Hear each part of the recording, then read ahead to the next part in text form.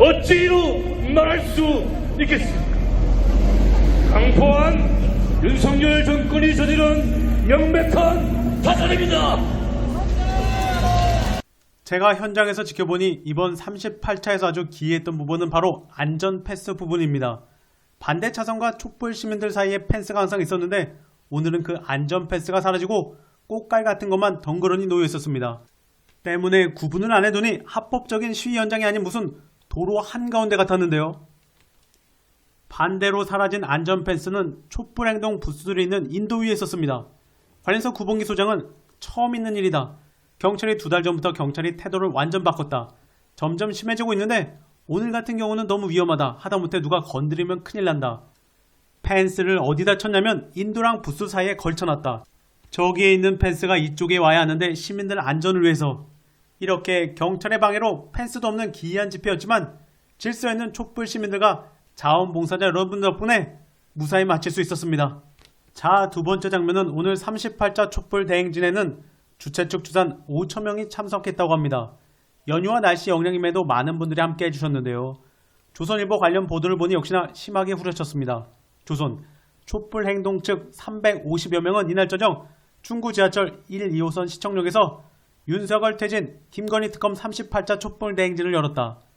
조선, 집회로 인해 세종대로 4개 차로가 통제되면서 인근 도로를 지나는 차량은 한동안 정체를 빚었다. 차량 평균 속도는 시속 8km까지 떨어졌다.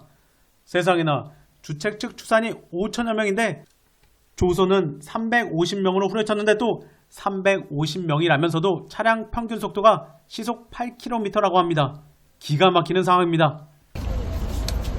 고 양재동 열사의 유서를 낭독하겠습니다. 존경하는 동지 여러분, 저는 자랑스러운 민주노총 강원 건설지구 양해동입니다. 이어서 김민웅 촛불행동 상임대표는 대통령 하나 잘못 뽑아 국민들이 희생되어야 하겠습니까? 제발 윤석열 정권 무너뜨려달라는 유서를 읽은 뒤 양동지의 유지, 남기신 뜻 충실히 감당하겠다고 전하기도 했습니다. 집회 뒤 참석자분들은 빈소가 마련된 서울대병원 장례식장까지 행진을 이어갔습니다. SBS 너무하네요. 김남국 코인에 이준석까지 참전. 이번엔 김남국 의원 코인 관련해 언론들은 60억을 꼬박꼬박 붙여놓고 있는데요.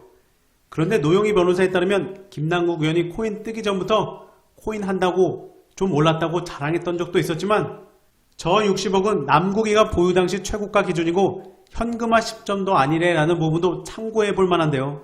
그럼에도 종편을 비롯해 종일 60억으로 아예 박아놓고 몰아가고 있었습니다. 추가로 SBS는 아예 김남국 일부 현금화, 이에 충돌한 무응답이라는 부정적인 보도를 이어갔습니다. SBS, 민주당 김남국 의원이 갖고 있었던 가상화폐 일부만 현금화했고 나머지 대부분은 다른 코인을 사서 보유하고 있다고 주변에 전한 걸로 취재 결과 확인됐습니다. SBS, 김 의원은 다만 재작년 7월 가상자산 과세 유예 법안 발의에 참여해 이해충돌 논란이 불거진 데 대해서는 따로 해명하지 않았습니다. 그러면서 SBS는 아예 수사기관의 수사를 기정사실화한 듯 SBS, 금융정보분석원이 수사기관에 관련 정보를 넘긴 만큼 거래 과정에서 위법 여부는 수사를 통해 판가름 날 전망입니다라고 마무리했습니다. 또한 코인으로 선거 3번 치를 정도의 돈을 벌고도 어떤 언론도 지적도 안 한 이준석까지 참전했는데요. 토요일 이준석, 김남국 의원이 다급한 건 알겠는데 저는 항상 알고리즘 트레이딩이고 김남국 의원은 예전에 방송 같이 할 때부터 코인 투자에 대한 관심 많으셨던 것 기억나는 것 같은데 왜 물타기 하십니까? 이준석, 검찰이 아니라 그 할아버지가도 김남국 의원이 공개시장에서 실명 계좌로 매수매도를 하신 상황이면 앞으로도 문제될 일이 없을 겁니다. 돈을 잃었어도 벌었어도 말입니다. 다급해서 아무 곳에 분출하지 마시고 법률가답게 대처하시길. 그러면서 이준석은 한 발 더 나아가서 첫 번째, 비공개 내부 정보를 이용했거나 두 번째, 호가에 따른 공개시장 매수 매도가 아닌 다른 방법으로 다량을 취득하면 의심받는 겁니다. 라는 음모론적인 발언까지 덧붙였습니다. 물타기가 아니고 김남국이 문제가 되면 이준석도 문제가 되는 것인데 어쩜 저리 뻔뻔한 것일까요? 언론이 코인을 국힘 민주당에 따라 다르게 기사 쓰니까 그런 것인데요. 거기다 조선은 예전에는 코인 규제하면 안 된다고 겁나 기사 쓰더니 완전 180도 변한 상황입니다. 더 웃기는 것은 이준석은 김남국 의원이 무슨 정보방에 참여한 것처럼 전했는데요.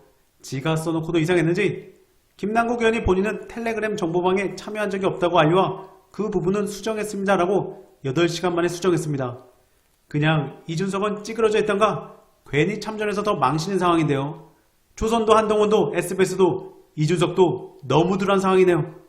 이어서 토요일 탁현민 SNS 소식도 전해드리겠습니다. 탁현민, 문재인입니다를 보았다. 제작사와 감독은 이 영화를 문재인 다큐라고 이야기하고 있지만 그보다는 문재인 전 대통령이 출연한 다큐라는 편이 정확하지 않을까 싶다. 영화를 두고 이런저런 말들과 또 그 말들로 말을 만들어내고 있는 것도 보았다. 각자가 기억하는 바가 다르고 평가하는 바가 다르니 어쩔 수 없는 측면이 있다. 아마도 개봉을 하고 나면 영화의 만듦새에 대해서도 여러 말들이 있을 수 있을 것이다. 하지만 누가 나오고 누가 나오지 않고는 그리 중요하지 않다고 생각한다. 퇴임한 대통령의 일상을 다룬 영화에 전 대통령과 그 주변 사람들, 반려동물과 꽃과 나무가 나오면 충분하다. 나 역시 그러한 까닭으로 인터뷰 요청을 고사했다.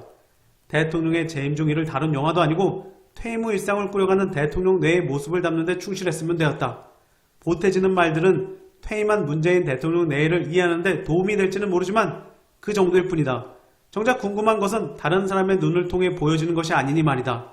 적지 않은 사람들이 여전히 문 대통령을 그리워한다.